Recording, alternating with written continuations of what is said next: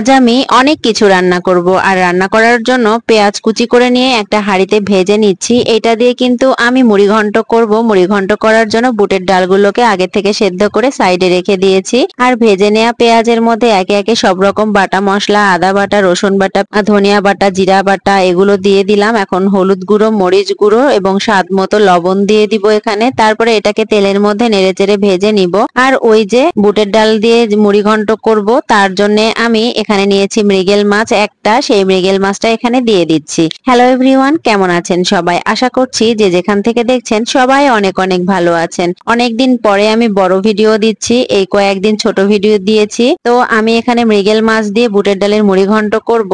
নিজের হাতেই আমি সব কাজ করেছি, কাউকে হাত লাগাতে দিইনি। আমার বাড়িতে আজকে আমি অনেকগুলো গেস্টকে দাওয়াত করেছি, তার মধ্যে আমার বাবা মাও ছিল, আত্মীয় স্বজন ছিল, সবাইকে দাওয়াত করেছি আর একা হাতে আমি সবগুলো রান্না বান্না করে নিয়েছি। এখন আমি কষিয়ে নেওয়া মাছের মধ্যে বুটের ডালগুলো ঢেলে দিলাম। বুটের ডাল কিন্তু আগে থেকে সিদ্ধ করে রেখেছিলাম। এখন এটাকে নেড়েচেড়ে সুন্দরভাবে কষিয়ে নিব।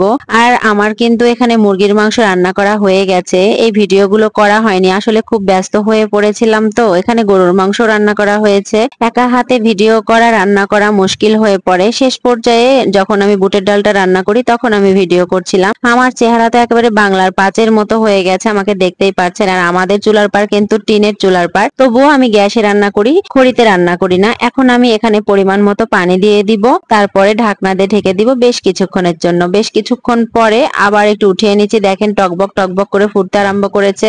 এখন এটাকে একটু নেড়েচেড়ে দিচ্ছি, নেড়েচেড়ে দিয়ে দেখি মাটির ঢাকনা দিয়ে ঢাকা যায় কিনা, তাই একটু ঢাকনাটা দিলাম, দেখলাম যে না, হবে না। মাটির ঢাকনা দিয়ে ঢেকে দিলে কিন্তু অনেক সুবিধা হয়, সহজে গরম হয় না। আর এদিকে আমার মুড়ি ঘন্ট তৈরি করা হয়ে গেছে, সাইডে ভরে গিয়েছিল সেগুলোকে মুছে নিচ্ছি। আর এই মুড়ি ঘন্টর পাতিলটাকে একটা সাইডে রেখে দিব, তারপরে চলে যাব আবার চুলাতে। মুড়ি ঘন্টটার ফ্লেভার কিন্তু অনেক সুন্দর বেরিয়েছিল।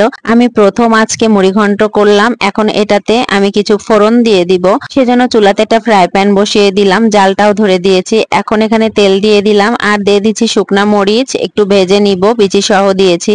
তারপরে দিয়ে দিচ্ছি একটুখানি গোটা জিরা, পেঁয়াজ কুচি। এখন এটাকে নেড়ে চেড়ে নিব। এইভাবে বাগার দিয়ে নিলে নাকি খেতে সুন্দর লাগে। আর এর মধ্যে কিন্তু আমি 1 চামচের মতো ঘিও দিয়ে দিব। ঘিটা আমি ভরে ভরে 1 চামচ দিয়েছি, দেখেন উঠানো যাচ্ছিল না, ফ্রিজে রেখেছিলাম সেজন্য শক্ত হয়ে গিয়েছিল। তারপরে একটা ছন্নির সাহায্যে ঘিগুলোকে উঠিয়ে তাওয়াতে দিয়ে দিয়েছি। এখন এই বাগারগুলো ভেজে নিয়ে ঢেলে দিব মুড়ি ঘন্টের মধ্যে। আর এত সুন্দর ফ্লেভার বের হচ্ছিল ঘি দেওয়ার পরে, কেউ খেয়ে বুঝতেই পারেনি যে এটা আমি মাছ দিয়ে রান্না করেছি। সবাই বলছিল মাছের কোনো গন্ধই পাওয়া যাচ্ছে না, ঘি দেওয়াতে ফ্লেভারটা আরো বেশি ভালো আসছিল। আমার রান্না কমপ্লিট, জিরা গুঁড়া করে ওপরে ছিটিয়ে দিলাম, ঢাকনা দিয়ে ঢেকে দিচ্ছি যাতে ফ্লেভারটা বেরিয়ে না যায়। কিছুক্ষণ পরে দেখাচ্ছি, দেখেন সবগুলো তরকারি আমার রান্না করা হয়েছে। তার মধ্যে ফেমাস হয়েছিল এই মুড়ি ঘন্টটা। মুড়ি ঘন্টটা তো দেখালাম, এটাকে ঢেকে দিয়ে এখন চলে যাচ্ছি মুরগির মাংসের কাছে। এই মুরগির মাংসটা আমি অপশনাল হিসাবে রেখেছি। কোরবানির ঈদের পরে সবাই তো গরুর মাংস খেতে খেতে বিরক্ত, তাই মুরগির মাংস রেখেছিলাম, যদি কেউ চায় তাহলে নিতে পারে। এরপরে আমি রেখেছি গরুর মাংস। ব্যাস এই ছিল আমার আয়োজন সবার জন্য, মানে আমার গেস্টদের জন্য। এই ভিডিওটা আমি করে রেখেছি অনেকদিন আগে, কিন্তু আসলে এডিট করার জন্য আপলোড দিতে পারিনি। তো আজকের ভিডিওটা আমার এ পর্যন্তই ছিল। যদি ভালো লেগে থাকে তাহলে অবশ্যই আমার পেজের সাথে থাকবেন, একটা লাইক, একটা কমেন্ট করে যাবেন। আজ এ পর্যন্তই, দেখা হয়ে যাবে অন্য কোনো ভিডিও নিয়ে। সে পর্যন্ত সবাই ভালো থাকবেন, সুস্থ থাকবেন। আল্লাহ হাফেজ, আসসালামু আলাইকুম।